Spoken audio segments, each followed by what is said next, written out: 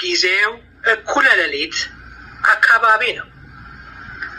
ሰዓቱ ለንባብ የተመቸ ስለነበር ከረጅም ዓመታት በፊት ለጀመርኩት የአፍሪካ ጥንታዊ ስልጣኔዎች ጥናትና ምርምር በግብዓትነት ይረዱኝ ዘንድ በግዢ መልክ ከሰበሰብኳቸው የተለያዩ መጽሐፍቶች መካከል አንዱን እያነበብኩ ነበር። ታሪኩ በሺህ ዓመታት ወደ ኋላ ተጉዞ በወቅቱ ኢትዮጵያውያኖች ተብለው ስለሚጠሩ ሕዝቦች በዝርዝር ይተርካል። በንባቤ መሃል በድንገት አንድ አስገራሚና አስደናቂ የሆነ ነገር የሚገልጽ አንቀጽ ላይ ደረስኩ። በታሪኩ ውስጥ የተጠቀሰው ነገር በትክክል የተከሰተ ወይም ተረት መሆኑን ለመለየት እስከሚቸግረኝ ድረስ እጅግ በጣም ተገረምኩ። ክስተቱ ግን እውነተኛ የተከናወነ ታሪክ ነበር።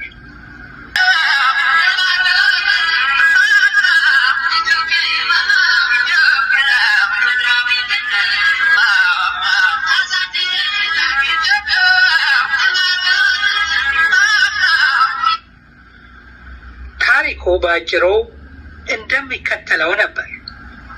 በዚያን ጊዜ ከነበሩት የኢትዮጵያ ንጉሶች መካከል ከሚተላለፉት ትዕዛዞች አንዱ በእያንዳንዱ ምሽት ወይም ሌሊት ለምግብነት ተቀቅሎ የተዘጋጀ ስጋ በከተማው መካከል በሚገኝ አንድ ትንሽ ከፍ ያለ ሜዳማ ቦታ ላይ ቅቅል ስጋው በሰፋፊ ገበታዎች ላይ ተዘርግቶ እንዲቀመጥ ነበር።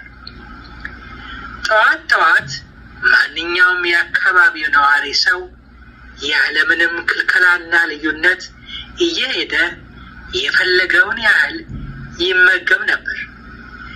ሌሊት የሚቀመጠው ስራውን ከሚሰሩ ጥቂት ሰዎች በቀር ሌላው የአካባቢ ነዋሪ ሰው እንደዚያ እንደሚደረግ እንዲያውቅ አይፈለግም ነበር። በዚህም የተነሳ ቅቅሉን ስጋ ሌሊት ልክ እንደ እንጉዳይ ተክል መሬት ያፈራችው ጸጋ ተደርጎ ይታሰብ ነበር።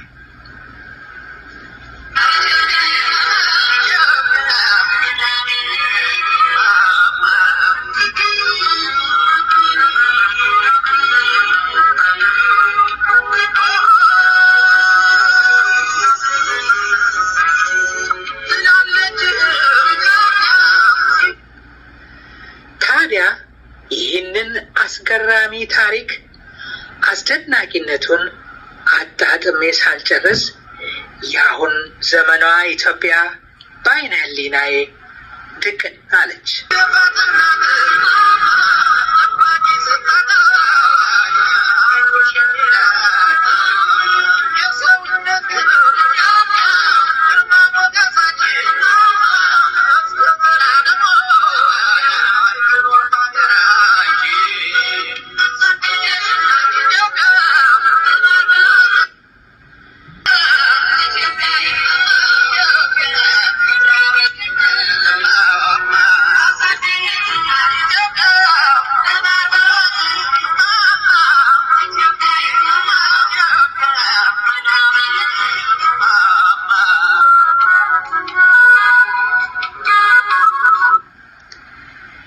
በድንገት ከሰመመኔ የነቃሁት ከሁለቱ ዓይኖቼ የመነጨው እንባ በጉንጮቼ አቋርጠው በመጨረሻ በመድበልበል የማነበው መጽሐፍ ገጾች ላይ ዱብ ብለው ወረቀቱን ሲያራጥቡት ነበር።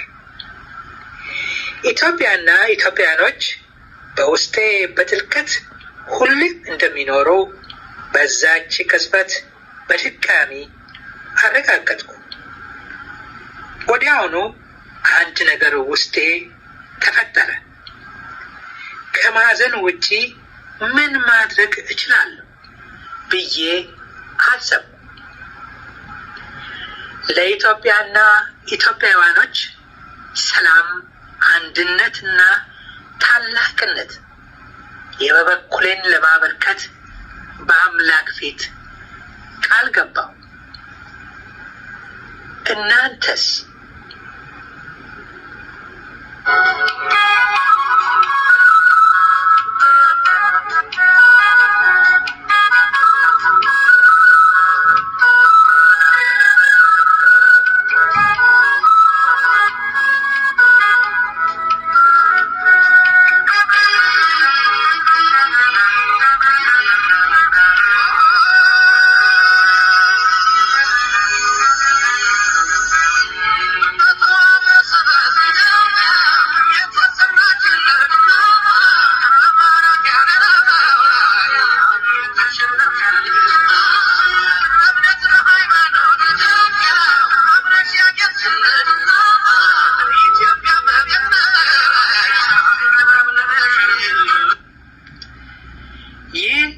የመላው ኢትዮጵያኖች የሰላም የአንድነትና የታላቅነት ጉዞ ታላቁ ተልእኮ ተብሎ ተሰይሟል። ዓላማዎቹም አንደኛ ለሰላም መስራት፣ ሁለተኛ ለሕዝብ አንድነት መስራት፣ ሶስተኛ የዓለም ሕዝቦችና ስልጣኔዎች ሁሉ መነሻ መሆናችንን የሚያሳዩ ተጨባጭ የታሪክ ክስተቶችን አጉልቶ በማውጣት ኢትዮጵያኖችን ለበለጠ ስራ በማነቃቃት በራሱ ታሪክ የሚኮራ ትውልድ መፍጠር።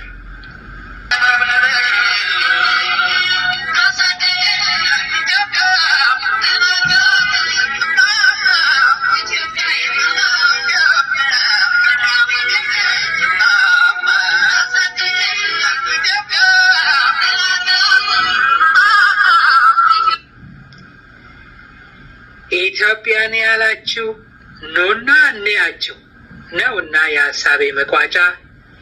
እንግዲህ ፈረሱም ይኸው ሜዳውም ይኸው ብያለሁ። ኢትዮጵያና ኢትዮጵያኖች ዳግም ታሪክ ይሰራል።